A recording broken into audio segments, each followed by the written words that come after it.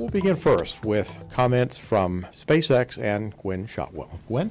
Thanks, George. Well, I'm happy to be here. For my opening remarks here, I'm going to assume you know a bit about SpaceX and the COTS mission that we're about to execute. But let me just do a couple of quick highlights.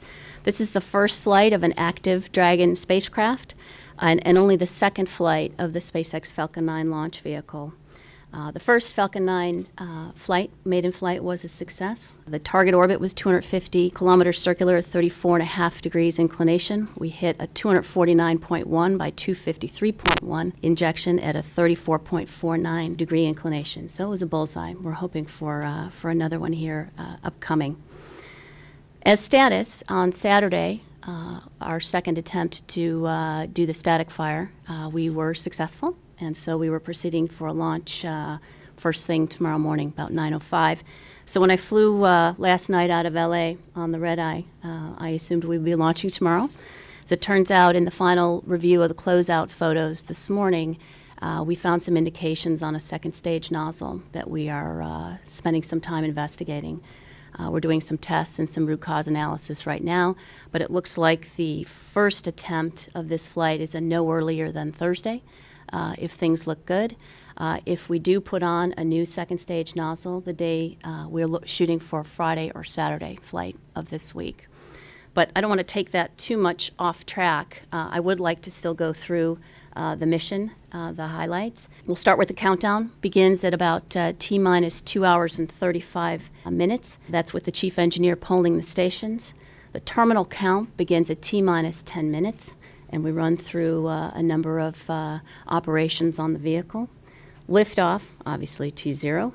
The first stage shutdown, which is main engine cutoff, occurs about 2 minutes and 58 seconds into flight. About 4 seconds later, the first stage separates. The second stage engine starts about 3 minutes and 9 seconds after liftoff. We go through a series of operations on orbit with a planned reentry almost 2 orbits later, and water landing at T plus 3 hours and 19 minutes. In the inspection of the final closeout photos this morning, sometime after 6 when I landed and before 10 when I woke up,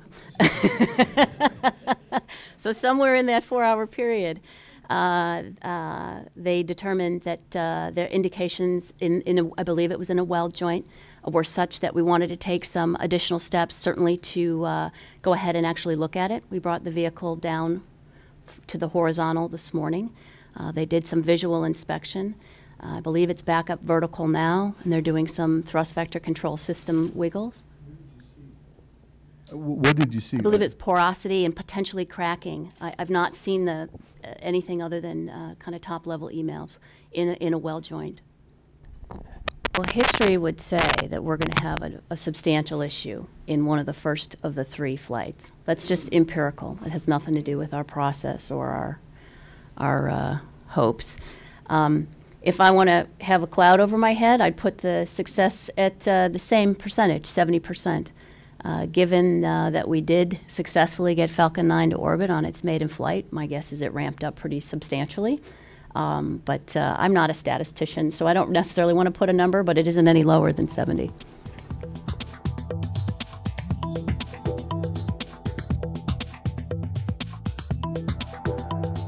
Aero-TV is brought to you by... The beauty of the Release 9 system architecture is that you have 2 fully redundant integrated flight displays. Each has access to all the systems and data. Providing full redundancy and eliminating traditional reversionary modes, Release 9 allows either display to be configured as the PFD. Now your failure modes are much more manageable because you can continue to fly with the same familiar display symbology without the need to relearn composite modes you don't typically fly with. Avidyne's Integra Release 9 is truly the next generation in fully integrated flight deck technology.